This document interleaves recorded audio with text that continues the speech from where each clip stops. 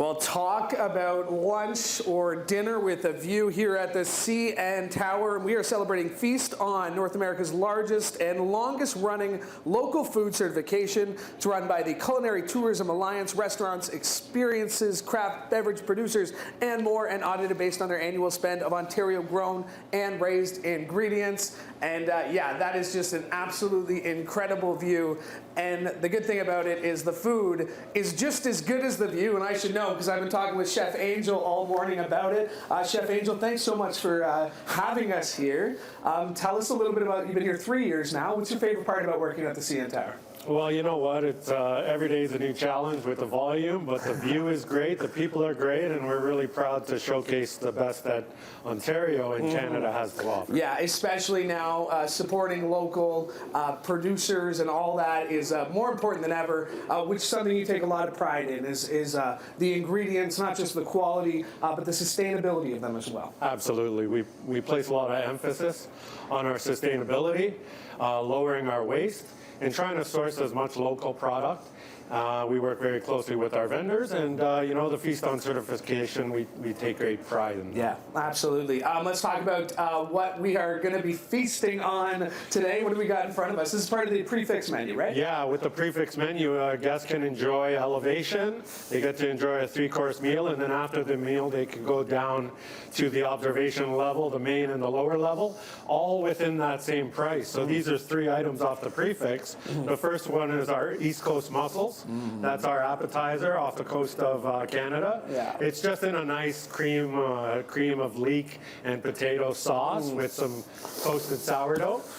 My mouth is watering. Just you, I mean the smell obviously, but just you describing it as well. What do we got here? And then here is our Cape d'Or salmon that's also on the prefix option. This is a Cape d'Or. It's farmed, raised in an aquaculture off the coast of Nova Scotia. It's on a celeriac and potato gratin with a butter sauce and a parsley and red onion salad. Okay. Oh, that's what that is. Okay, I got to try that. I'm just a small bite here. I'm not trying to. It is early, but I do want a little small bite here. And then what do we got for dessert, actually? For dessert, this is also one of our desserts off of the prefix. It's a spiced pear and walnut galette. It's got a cognac anglaise and some Eastern Canadian red currants. Okay, again, my mouth is watering, A, because of that bite. You also, with the food as well, you do focus a lot. This is the highest, this is the highest wine cellar in the world, basically, right? It is, yeah 371 meters, I believe. Take great pride in that, and the selection and the pairings that you have for the food, just perfect. Again, I'm sure your sommelier does a lot of hard work trying the food and pairing the perfect wine, right? Absolutely. Yeah. We do offer wine cellar tours for guests that want to take a look at it, and it's just in the middle of the restaurant. So as you rotate around, you get a good view of the city as well as the wine cellar on the interior. Awesome. Okay, well, we are, this is a great first stop, but we got a couple other spots to hit in the city. Chef Angel, thank you so much for having us. Come check them out. The CN Tower, the 360 restaurant. It is worth the view. It is worth the trip. And we're exploring more here in Toronto on CHCH Morning Live. Stay with us. We are still in Toronto as we celebrate FeastOn with the Culinary Tourism Alliance and Destination Ontario. Hey, look for the FeastOn logo because it is your gateway to the province's vibrant food scene. And we are at Avling right now where Chef Laura, the executive chef, Laura Maxwell, is finishing our burger. Great to see you today. Great to see you too. What are we making? We are making our dry-aged beef burger on our house-made sesame seed bun. Yeah. We're going to do it with a little side salad. I'm going to go over all of the details, all of the really exciting things about the dish with you. Yeah. And then one of my favorite things about this burger that makes it really unique to Avling is we have our malt vinegar, pickled, beer battered onion ring, which we do in our great British ale. Yeah. And I think that is the perfect way to tie in the brewery to the kitchen, which is really what Avling's all about, and especially our rooftop farm, which is really exciting. That's really cool. What's special about Avling? So we do have a working rooftop farm. Yeah. So I literally have maybe 20 feet to go to get all of my edible garnishes, flowers.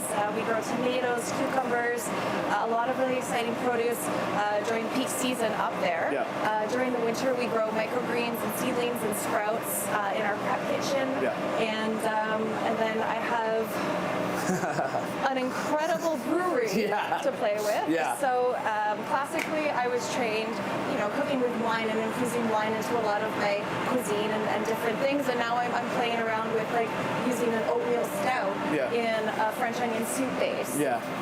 Obviously, beer batter's a no-brainer, but there's a lot of fun other things, like especially the sours, the white wine sour beers that we make with grapes and skins that we salvage. All right, what are we looking at for this burger here? Because we got to build it. We still want to head outside too, check out the place. So let's dress this burger, and actually we're gonna, through the magic of television, we're gonna eat this burger outside because we are running a little bit on time, and we do want to make sure. Perfect. So let's actually go enjoy this burger out in the dining room.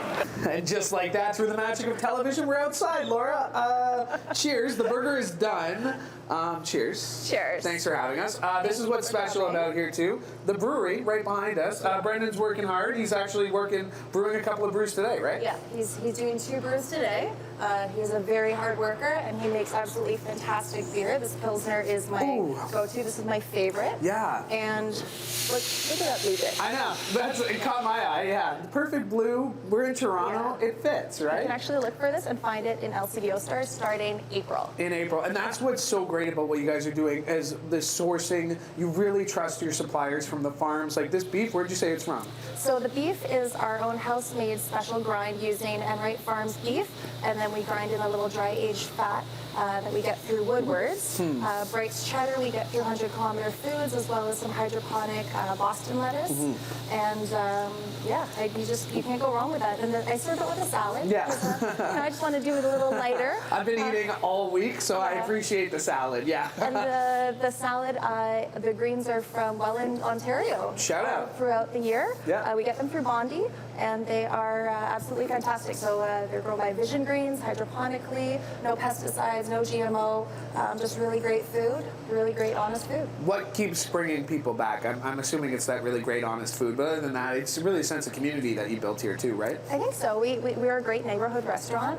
Really busy brunches, great for families, great for dates. I'm just really proud to work here. Cheers. Cheers. Thank you. I can't wait to dive into this. can't wait to. And we are continuing here. We're celebrating a Feast On with our friends at Destination Ontario. We got a couple more stops in Toronto to hit up, so thank you for the time today. Thank you, Louie. It was a pleasure. Cheers. Cheers. All right, we are continuing our culinary tour Taco of Shell? Toronto, and we are at one of the Taco Shell? hottest restaurants in the city. It is Ricky and Olivia, and of course, we are here today to celebrate Feast On, which is North America's largest and longest running local food certification. It's run by the Culinary Tourism Alliance, restaurants, experiences, craft beverage producers, and more, and are audited based on their annual spend of Ontario grown and raised ingredients. And we mentioned Ricky and Olivia.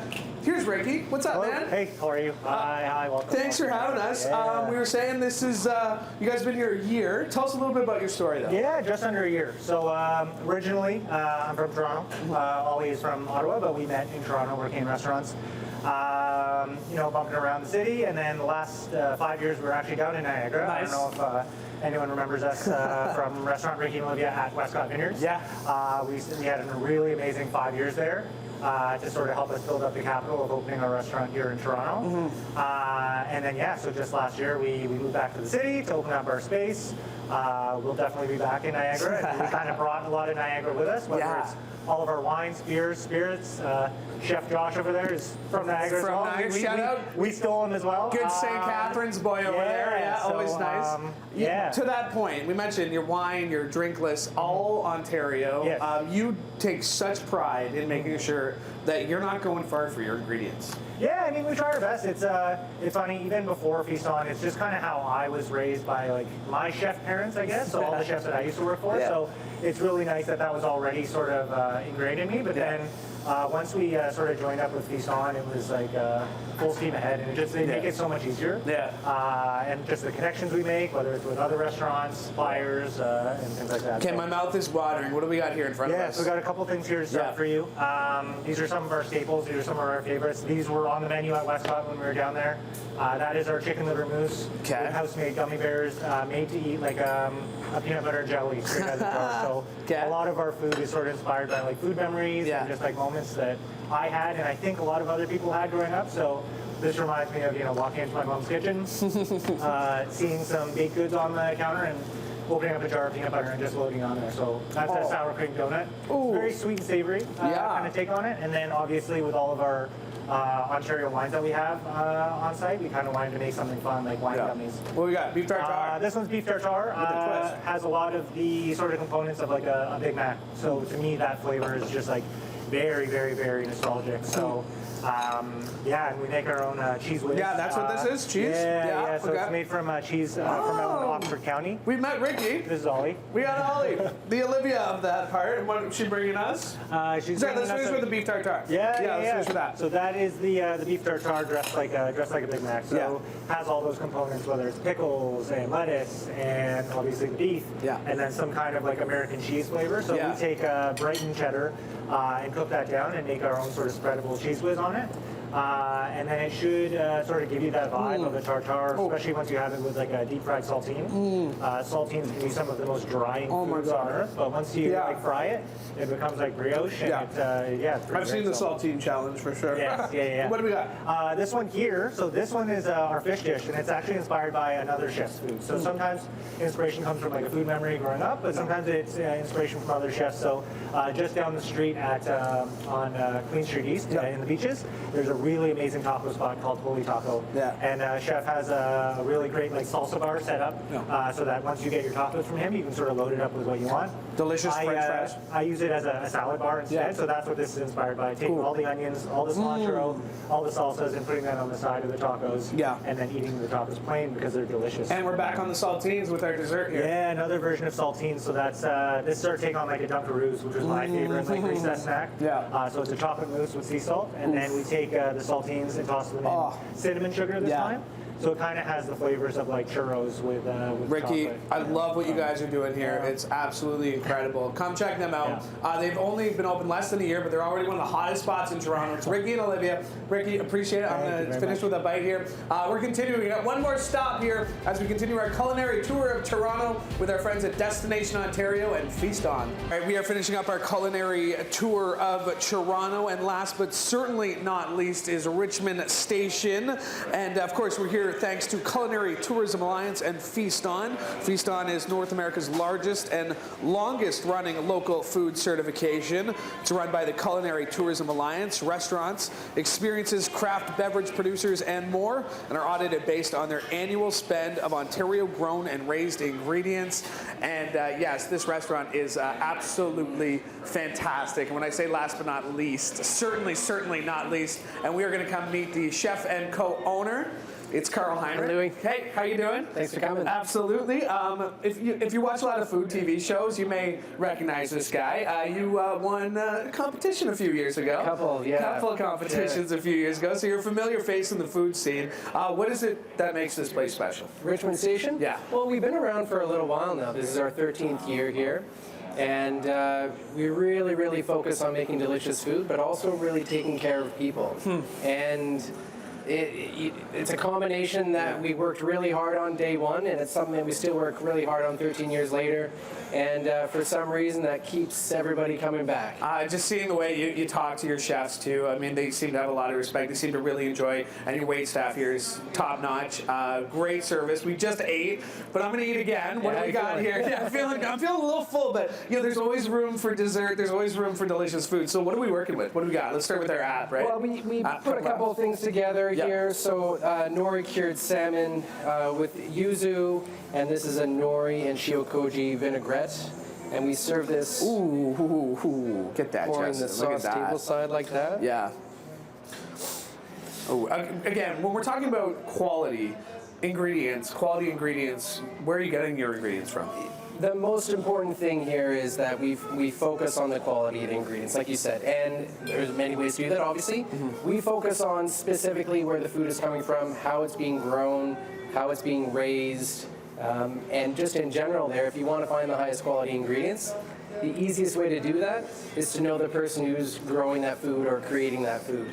So we spend a lot of time focusing on and driving around Southern Ontario, meeting these farmers, going to these places, trying their ingredients, bringing the food in first, and then deciding how it's going to get on the menu. What do you got here? This is our, it's a riff on a creme brulee here. This is St. Bridget's Brie, so it's a cow's milk brie, perfectly ripe. And then we put some lavender sugar on top and torch it. It's on top of a Granny Smith puree, and we serve it with some brioche crostini. Okay, kind of just cut into Yeah, it just like that. Exactly. I'm gonna do it the right way, and I'm gonna use my fingers here. People are gonna get mad at me, as they always do on TV. What about? No rules here. You can even lick the plate afterwards if you want. Okay, hold you to that. The burger, super popular item. Station Burger, and Station Burger is on the menu because we buy whole animals. So it's fresh, 100% grass-fed organic beef wrapped around some braised chuck, rosemary fries, some pickles, and relish aioli. The burger is pretty special. It's the only thing that's been on our menu since day one. It's never changed. You guys are constantly evolving your menu, aren't you? 100%. You have to constantly evolve your menu when you focus on buying ingredients from around where Real you are. quick, what are we finishing with dessert? You have to have a little bit of dessert. Absolutely. After 8, so this is a play on mint and chocolate. Chocolate brownie, chocolate ganache, chocolate ice cream, mint gel. With a little bit of sea salt there on You got top. Oh, you're doing incredible things here, my friend. Thanks for joining Thanks us. for having us here. Hey, lots of places. We're going to put it all up on our website, chch.com/morninglive. I have to admit, Yeah. I'm pretty full. I'm pretty full. Thanks. We'll see you soon.